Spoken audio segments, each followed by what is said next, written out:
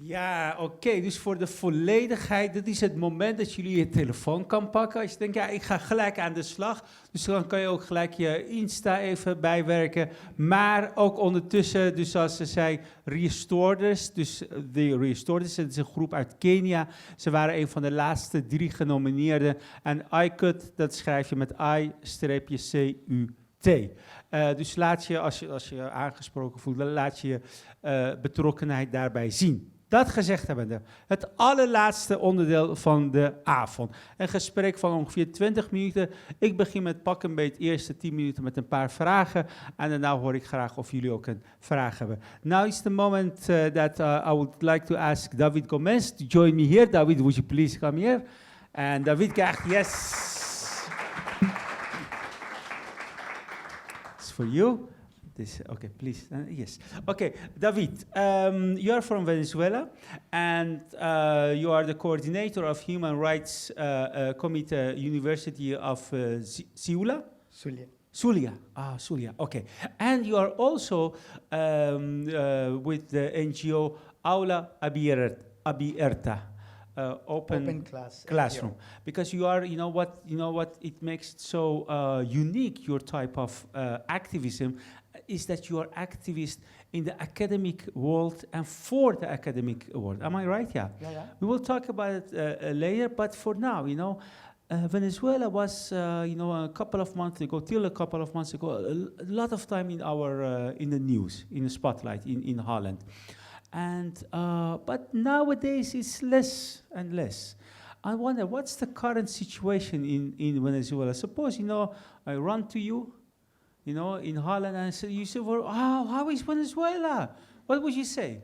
Yeah, first, thanks to Netherlands and the Shelter Program, PBI, Justice and Peace, and Municipality of Utrecht for this opportunity. Because you are staying in Utrecht. Yeah. Yes. Yeah, I just arrived some days ago. Yeah. But I define myself as citizen from Venezuela, as human rights defenders of academic freedom and other human rights attached to university environments, but also as university professor as well. And we live in Venezuela the challenge of living under an authoritarian regime, de facto government of Nicolás Maduro, and it's important to say that this president, de facto president, controls all the branches of public power. It's the violation of the general constitutional principle of division of power. There is no rule of law in Venezuela. And we also are facing a very important humanitarian situation.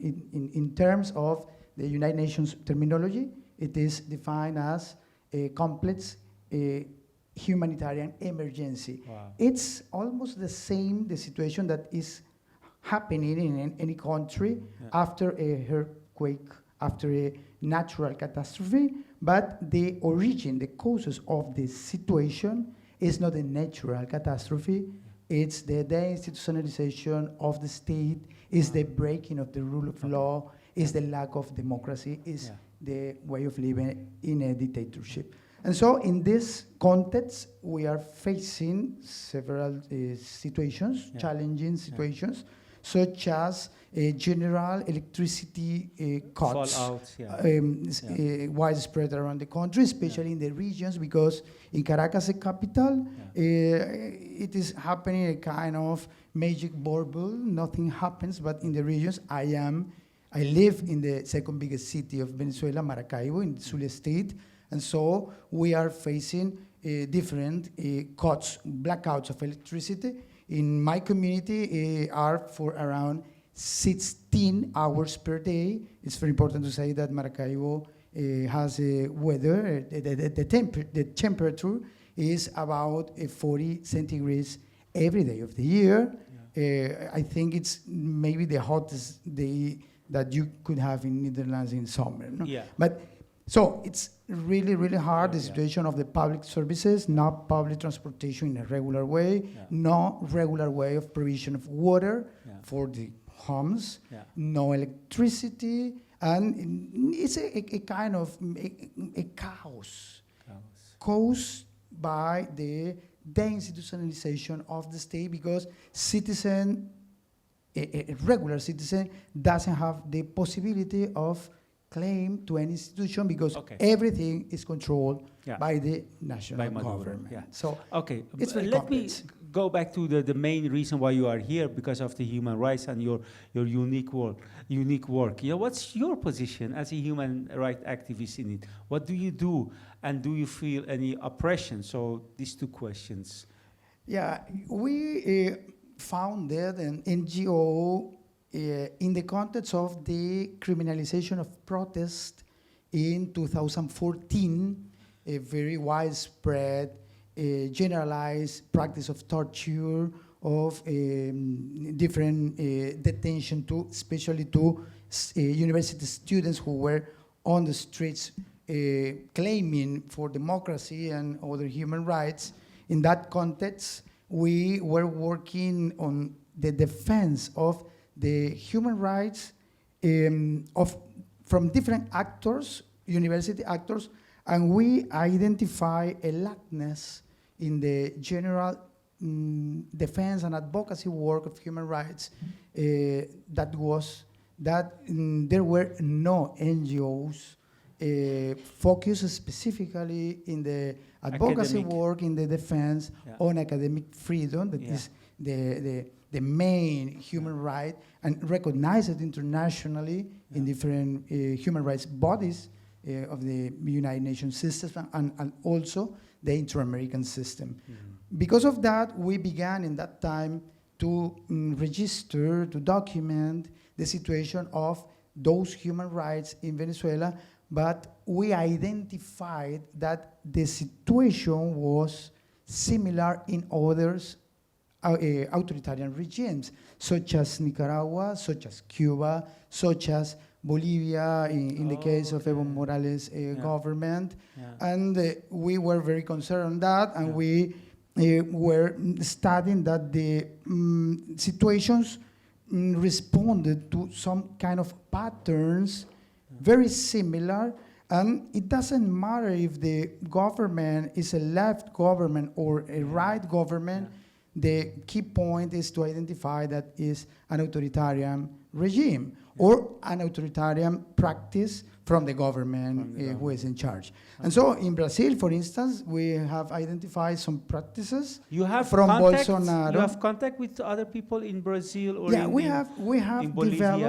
have developed first the work and documenting situations in Venezuela, but after that we try to be in touch with international human rights bodies, denouncing and expressing our concerns on the situation, and the work was step by step widespread, was covered by media and different international actors. And after that, during this ongoing process, we have been contacted by, for instance, Nicaraguan students who were very hard repressed, under repression by the government of Daniel Ortega in very similar circumstances that the ones we are living in Venezuela. But for instance, we were in Bolivia. We went to Bolivia to participate in the first audience hearing of the Inter-American Commission of Human Rights on academic freedom in the continent, in the Americas. We requested as Aula Abierta, Open Classroom NGO, that hearing, and the Inter-American Commission was aware about the situation, and it was an historic hearing because it was the first time in the Inter-American system of human rights where we have the opportunity to present these kind of patterns that were repeated by these different authoritarian regimes. And so right now we are doing a special effort, because we are very limited in terms of funds, to try to cover the situations in Latin American countries. For that reason, for us, it's really important to have the international support in order to increase the efforts in favor of academic freedom and other human rights attached to university environments. Not only academic freedom, this is freedom of association, this is freedom of expression, This is freedom of protest and peacefully meeting, but with the focus on university actors. I mean, university professors. I mean, students. And I mean researchers, the academia. The academia. As the producer of scientific knowledge, as the producer of critic thinking in societies. So we identify, and this is very important to identify it, the importance of academic freedom in relationship with democracy and with development for societies. Okay, that makes you a very unique position for the academic world to elevate their freedom. I have just a couple of more questions, but as I said, now it's time to ask people if they have any questions for you. Please raise your hand. Even kijken, die hand heb ik al gezien, maar nee, dat mag ook. Maybe another hand, no? Okay, that guy, please, yeah. So that guy, I don't know whether you get it. So he wrote, our prime minister, his name is Rutte. So he wrote F-U-C-K, Rutte, on the wall. On the wall. Yeah, and he got a fine for parking his car. I didn't want to ask anything about that, though. Okay, no, please, okay. Vertel eens, wat is je vraag? No, it's a bit of a Dutch thingy with, which in relation to Venezuela, because you are here in the European Netherlands, here, but of course there's still also the Caribbean Netherlands and the other countries in the Kingdom of the Netherlands, and a lot of your countrymen are refugees on Dutch soil in Curaçao. Yeah. And I want to ask, like, what do you think about, because the current situation there is also not really great, because a lot of reports saying that it's a violation of human rights because it's everyone is stacked together so closely, and there's no proper way for everyone to just to live there properly. What do you think about that, and what and do you have any contact with any people there or any Because we are neighbors in a way. Yeah.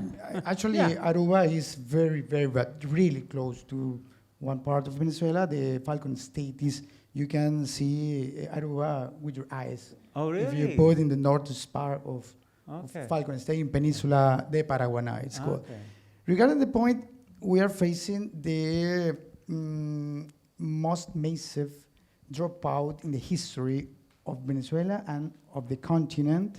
The forced migration of Venezuelans is almost the first or the second largest migration in the world. We have lost around the 20% of the population because of the consequence of living in the context of a complex humanitarian emergency. So we call it forced migration, no regular migration, and people are leaving the country just for the different reasons, to live in an authoritarian regime, but because the situation of the salary in Venezuela, the hyperinflation, it has been recognized last year by the Inter-American Bank and the World Bank that it was of around 10 million%, the hyperinflation in Venezuela in the last years. So some states or representatives of some states regularly are very concerned because the hyperinflation is of 2 or 3%. Ours is equivalent of or more of 10 million%. But I would like to highlight some little examples. The minimum wage in Venezuela is equivalent of $4 or $5 per month. That's enough to buy one chicken per month. So a regular family has members. If all of the members work, maybe if they receive the minimum wage, they will buy per month, I don't know, if they are 3 working, 3 chickens per month. So that's one of the main reasons of the dropout.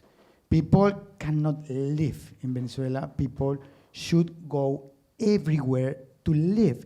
So Venezuelans right now we are right now kind of survivors of this revolution, of this regime. For that reason, people leave the country.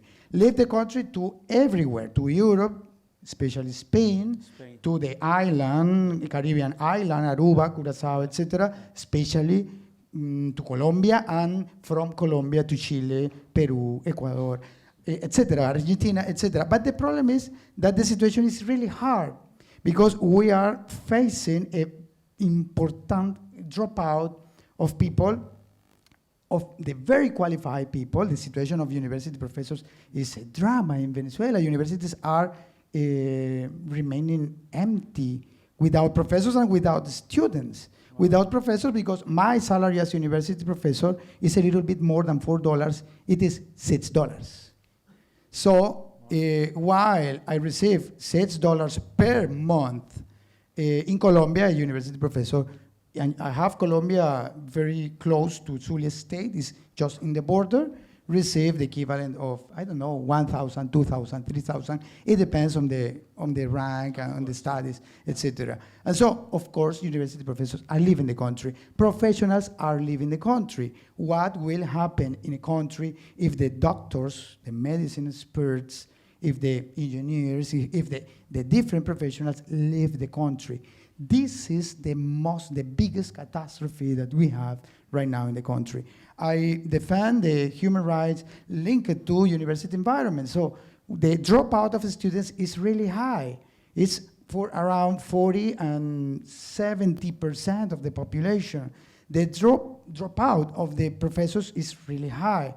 And the situation we are right now in Aula Abierta, in Open Class NGO, we are preparing a report, we are studying, we are researching what will happen with the public health in Venezuela, and we are trying to research what's the current situation, the status right now on the postgraduate studies of the students of medicine and of the doctors. I mean, and so we are really alarmed because in the next future, we won't have specialists in some medicine areas. Yeah. Maybe we won't have cardiologists, or we won't have, I don't know, different experts in the areas. And so it will impact in a dramatical way the situation of public health in Venezuela that is really a chaos because of the emergency, humanitarian emergency. Barbara, final question for you, okay? Yes. I really love your story, so I'd like to ask many questions, but I have one question, because this is all, very large scale. I was just wondering, what's currently the situation with human rights activists, which is, of course, the theme. Is there much repression against them as well from the government? Because we know that the general situation is very bad. I was just wondering, people like you, are they experiencing much pressure from the government? Yeah, we're facing different reprisals as human rights who criticize the government, and any person, even students, even professors, who criticize the government in some universities that are controlled that are under the direct control of the government. We have documented some cases on discrimination against the students.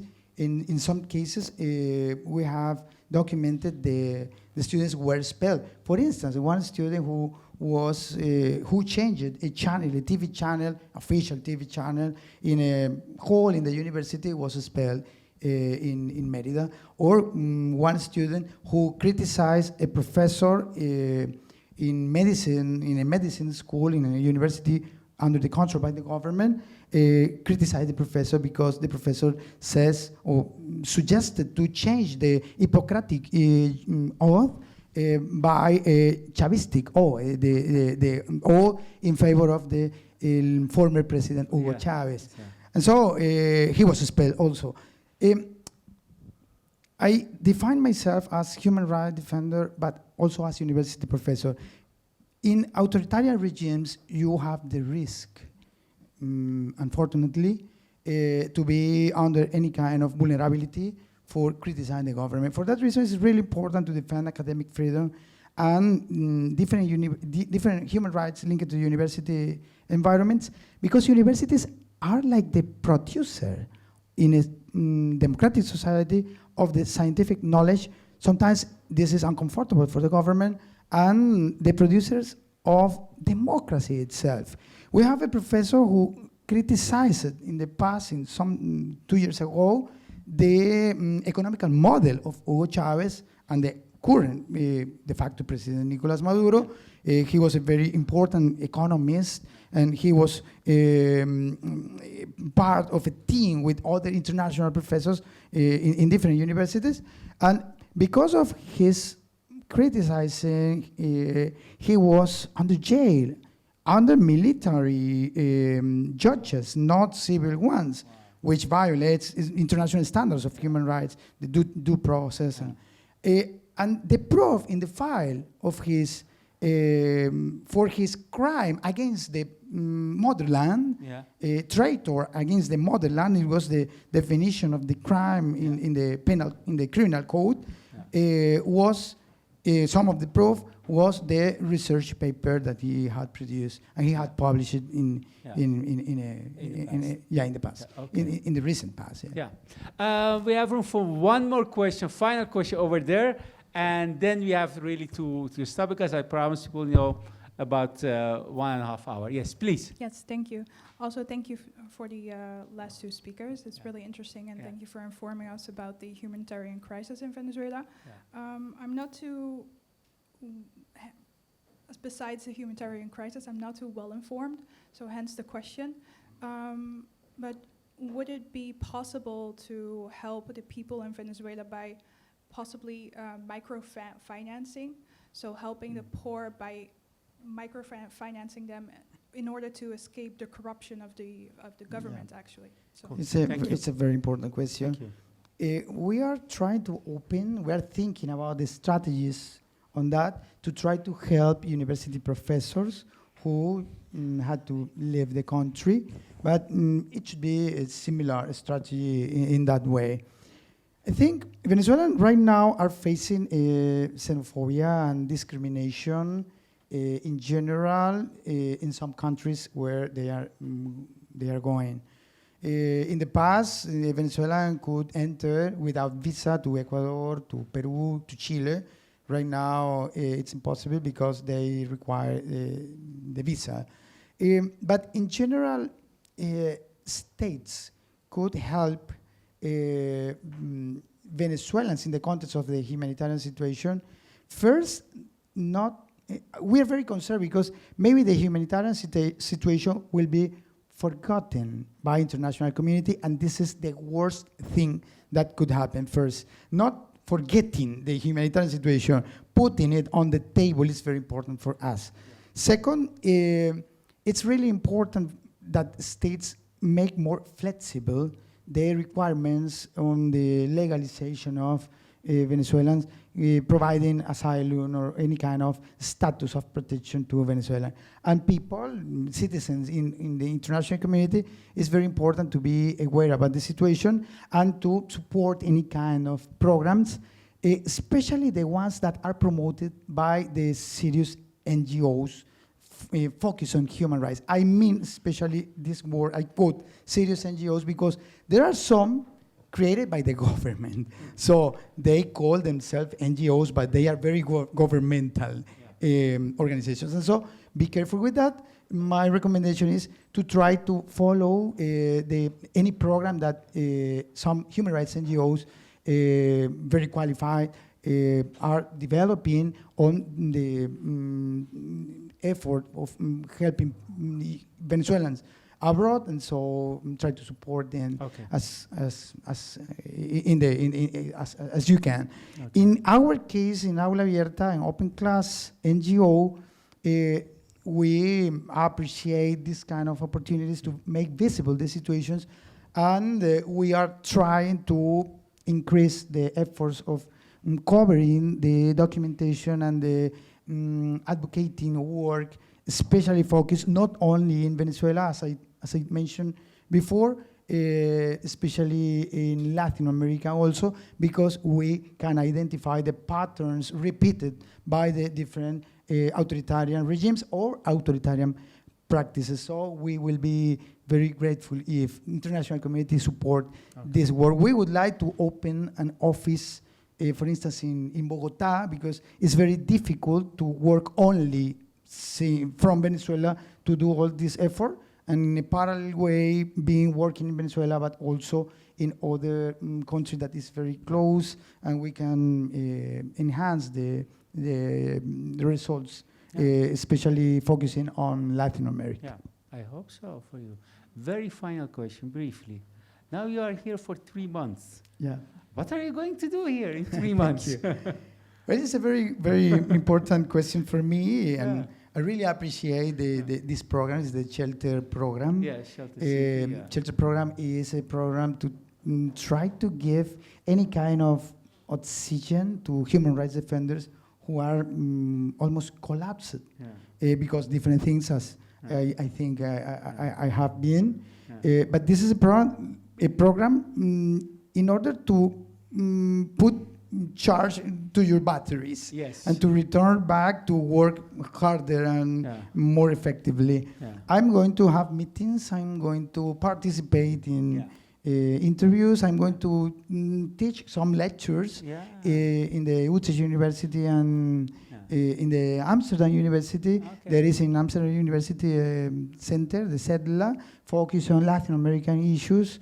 And so we would like to find partners to support the cause on academic freedom and human rights attached to university environment. So it's a very fantastic, wonderful program, and I hope to be in touch with different actors in order to increase the results on academic freedom and of course, human rights. Enjoy the nice climate in Holland. It's very freezing. Great. I was freezing yesterday and before yesterday. As I told you, my city is every day of the year around 40 centigrades. It's 105 Fahrenheit around. So it's very, very hot, and so I'm in the winter. In the winter, okay. In the winter in Netherlands. But thank you very much. David, thank you so much for being with us and telling us about your special project. And I wish you all the help of the world. And who knows, maybe people can come to you, exchange contact information. Who knows what this will bring up for the future. Thank you very much. Okay, thank you for the opportunity. Okay, please give me the microphone. Thank you. You go back. Okay, thank you.